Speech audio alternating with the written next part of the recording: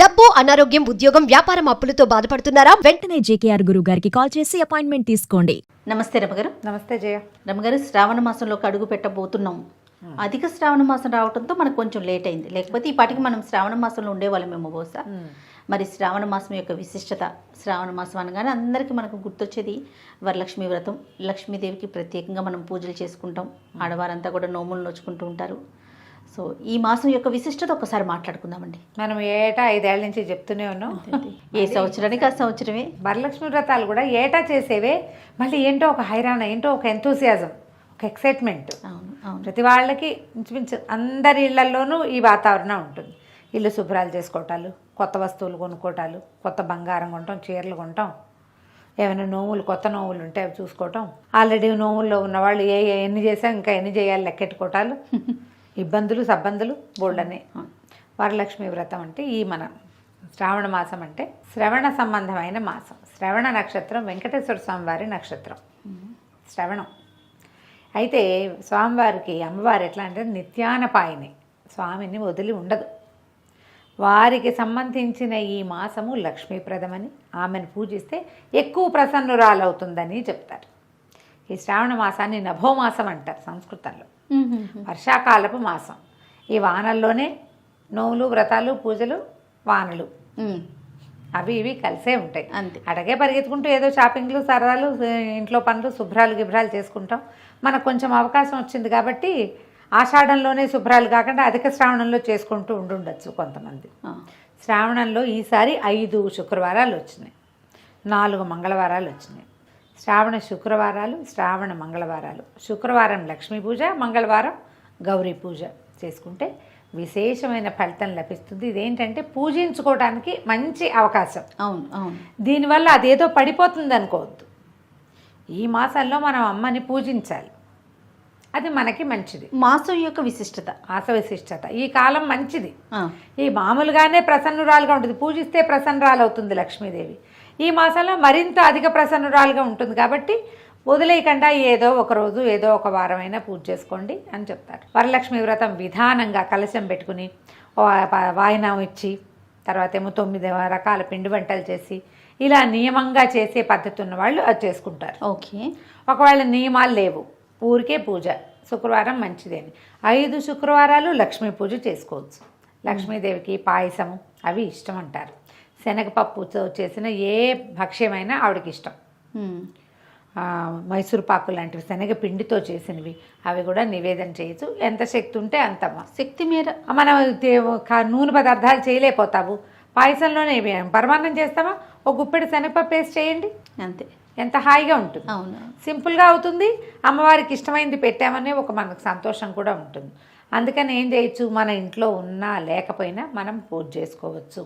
Okay. పైగా ఒక సంవత్సరం చేసాం, నిరుడు చేసాం, ఈ సంవత్సరం చేయలేకపోతున్నాం, ఏదైనా కొంప మునిగిపోతుంది, అలా భయపడద్దు. కుదిరితే చేసుకుంటాం, లేకపోతే శ్రద్ధగా ఒక దండం పెట్టు. అపరాధ సహస్రాలు చెప్పుకుంటాం కదా మనం, అంతే కదా. మామూలుగా నిరుడు బాగా చేసుకోగలిగానమా, ఈ సంవత్సరం నేను సేవించలేకపోతున్నా, నమస్కారంతో సరిపెట్టుకోమని ఒక అపరాధం చెప్పుకోవటం, ఓ నమస్కారం చేసుకోవటం. చక్కగా 5 వారాలు చేసుకోవచ్చు. సాధారణంగా మనకేంటంటే రెండవ శుక్రవారం పౌర్ణమి ముందు వచ్చేది వరలక్ష్మి వ్రతం కాబట్టి ఈసారి వరలక్ష్మి వ్రతం అట్లా వస్తుంది. మనకి మిగిలిన 3 వారాలు ఉన్నాయి కదా, జనరల్గా ఏం చెప్తారంటే 3వ వారం మురికి వారం అంటారు. ఎందుకంటారో తెలియజేయ, మా ప్రాంతంలో అంటారు. అంటే ఆ వారం పూజ చేయరు, వ్రతం చేసుకోరు, పూజ చేసుకుంటారు. మామూలుగా శుక్రవారం పూజ చేసి వరలక్ష్మి వ్రతం చేయడానికి 3వ వారం పనికిరాదని కొన్ని ప్రాంతాల్లో ఉంది. ఓహో. మా ప్రాంతంలో చెప్తారు 3వ వారం మురికి వారం అని.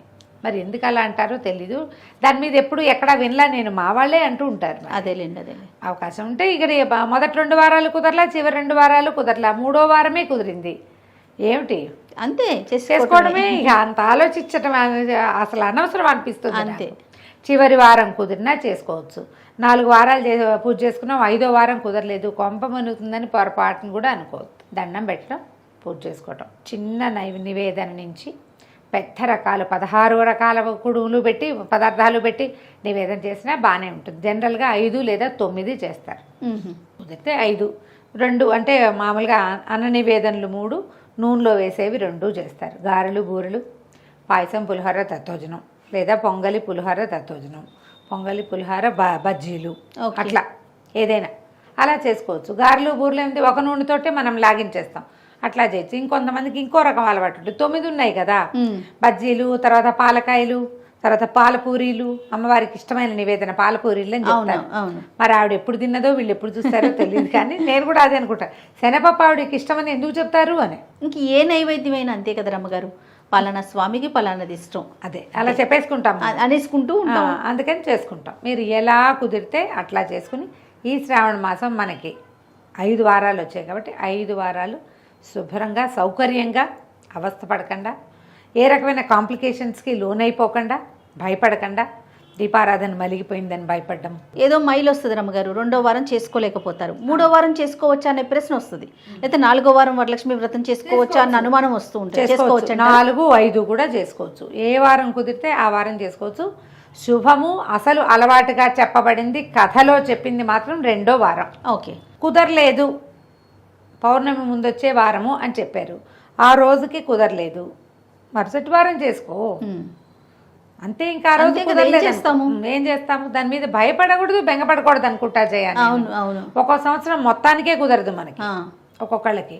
ఏం చేస్తారు, ఇది చేసే క్రమంలో ఈ నెలలో తులసి మొక్కలు నాటుకోవచ్చా, నాకు వచ్చిన ప్రశ్నలు చెప్పేస్తున్నా నేను.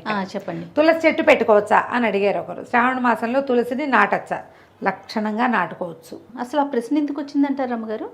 అంటే అట్లా నాటకూడదని ఏమన్నా ఉందా? ఎక్కడో వినో చదివో ఏదో ఎవరైనా అను, అబ్బో అలా పెట్టకూడదు ఇలా తులసి నాటడానికి కూడా ప్రత్యేకమైన దినాలు కావాలన్న ఒక ఇది మరి పూర్వకాలంలో ఉందేమో తెలియదమ్మా.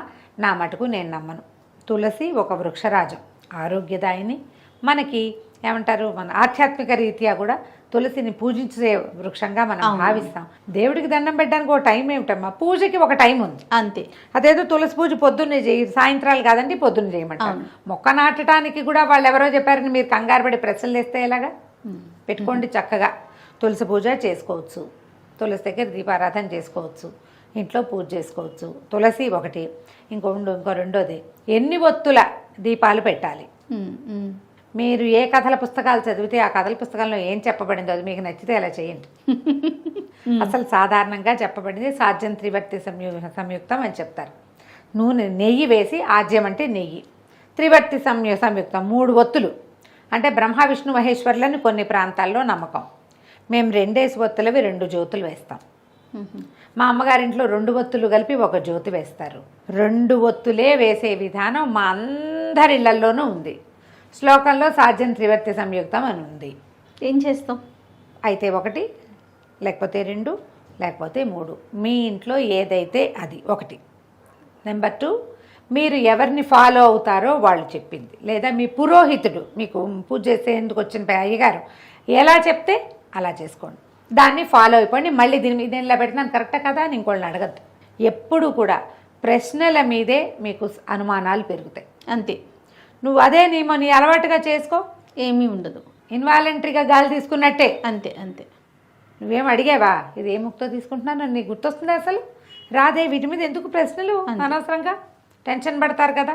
ఏం పడకండి, హాయిగా పూజ చేసుకోండి, చక్కగా చదువుకోండి. లక్ష్మీ అష్టోత్తరం చదువుకోవచ్చు, అష్టోత్తర శతనామావళితోటి ప్రకృత్యే నమః, ఓం వికృత్యే నమః అని ఒక్కొక్క నామంతో పువ్వులు వేసి పూజ చేసుకోవచ్చు. లక్ష్మీదేవికి ఏ పువ్వులతో పూజ చేయాలి, చేమంతి పువ్వులు విశేషంగా చెప్తారు. మీ వాకిళ్లల్లో ఉంటే పారిజాతాలు, నందివర్ధనం, గరుడవర్ధనం, కనకాంబరాలు వాటితోటి కూడా చేసుకోవచ్చు. మల్లెలు, మొల్లలు దొరికితే వాటితోటి చేసుకోవచ్చు. జాజి పూలు దొరుకుతాయి, జాజి కూడా విశేషంగా చెప్తారు అమ్మవారికి. సంపెంగలు అవి దొరికితే చేసుకోవచ్చు. కమలాలు దొరికితే మరీ శ్రేష్టం. ఆవిడ కమలాలయ్య కాబట్టి పద్మంలో పుట్టిందని చెప్తారు కాబట్టి ఆ పద్మాలతోటి పూజ.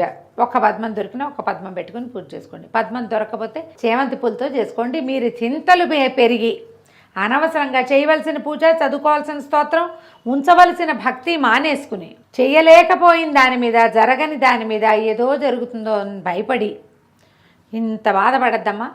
భక్తుడికి మన తాలూకు భక్తి అనురక్తియే కావాలి. అందుకే భగవంతుడికి కావాల్సింది మన భక్తే, పువ్వు పూజ కాదు. కాకపోతే ఇవి శ్రేష్టం అని చెప్పారు. అవకాశం ఉంటే చెయ్యి, లేకపోతే మాని. అంతే. అవకాశం కోసం ప్రయత్నం చేయొచ్చు కదా. వాకిళ్లల్లో ఉండే పువ్వులతోటి చక్కగా పూజ చేసుకోవచ్చు. మరువము వాటితో చేయొచ్చు. తర్వాత ఏమో మన బిల్వదళాలు, ఈ రోజుల్లో బిల్వంతో లక్ష్మీ పూజ కూడా చాలా శ్రేష్టమని కొంతమంది పెద్దవాళ్ళు చెప్తున్నారు. ఓకే. అంటే రోజువారీ లక్ష్మికి బిల్వార్చన చెప్పబడలా, ప్రత్యేకంగా ఈ శ్రావణ శుక్రవారాల్లో చేస్తారు. ఓ. కొన్ని దేవాలయాల్లో కూడా లక్ష్మీ అమ్మవారి దేవాలయాల్లో ప్రత్యేక దినాల్లో బిల్వార్చన చేస్తారు. శివుడికే మనం బిల్వం పెడతాం అవునవును. కదా, ఈవిడికి ఇప్పుడు అమ్మకు కూడా పెట్టచ్చు. శ్రావణ లక్ష్మీదేవికి శ్రావణ మాసంలో చేయొచ్చు. ఒక వారం అవకాశం ఉంటే 2 బిల్వదళాలైనా తెచ్చి పూజ పెట్టుకోండి, చేసుకోవటం. మంచిది. ఆలయ దర్శనం చేయదలుచుకుంటే ఎలాంటి ఆలయాల్ని దర్శించాలి రమ్మగారు ఈ మాసంలో? విష్ణువాలయాలు ఏవైనా వెళ్ళచ్చు, ఏ విష్ణువాలయమైనా పనికొస్తుంది.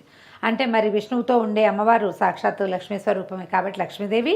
తర్వాత ఇప్పుడు రామాలయానికి వెళ్ళాం, అది కూడా విష్ణువాలయం కిందకే వస్తుంది. అవును, అవును. సీతాదేవి సాక్షాత్తు లక్ష్మీదేవి స్వరూపం. ఉమ్. ఏ వేణుగోపాల స్వామి దేవాలయానికో వెళ్ళాము, మరి ఆదిలక్ష్మి అవతారమే రుక్మిణీదేవి అవును కదా. కృష్ణుడు ఉంటే ఉన్నట్టే, ప్రధానమైంది ఆమె స్వామిని వదిలిపెట్టి ఉండదు. ఆయన ఒక్కడే ఉన్నాడు అనుకోండి అక్కడ, అయినా కూడా అమ్మవారు ఉన్నట్టే, పక్షస్థలంలో ఉంటుంది, స్వామివారి గుండెల్లో ఉంటుంది కదా. కాబట్టి దేవాలయ దర్శనం చేయదలుచుకుంటే ఈ వెంకటేశ్వర స్వామి దేవాలయాలు, తిరుమల తిరుపతి దేవస్థానానికి వెళ్ళలేకపోతే మన చుట్టుపక్కల మన ఊళ్ళలో కూడా వెంకటేశ్వర స్వామి దేవాలయం ఉంటుందా, అలా వెళ్ళి రావచ్చు. అయితే కొంచెం హైరాన్గా ఉంటుంది, ఎప్పుడు కుదిరితే అప్పుడు చూడదు. ప్రస్తుతానికి అంతే రమ్మగారు. మళ్ళీ ఏమన్నా గుర్తొస్తే ఈ వీడియో చూసినాక మన ప్రేక్షకులకి ఏమన్నా సందేహాలు ఉంటే కనుక నెక్స్ట్ ఇంకొక వీడియోలో వాటిని మనం నివృత్తి చేసే ప్రయత్నం చేద్దాం. సరే, ఓకే అండి, నమస్తే. నమస్తే జయ.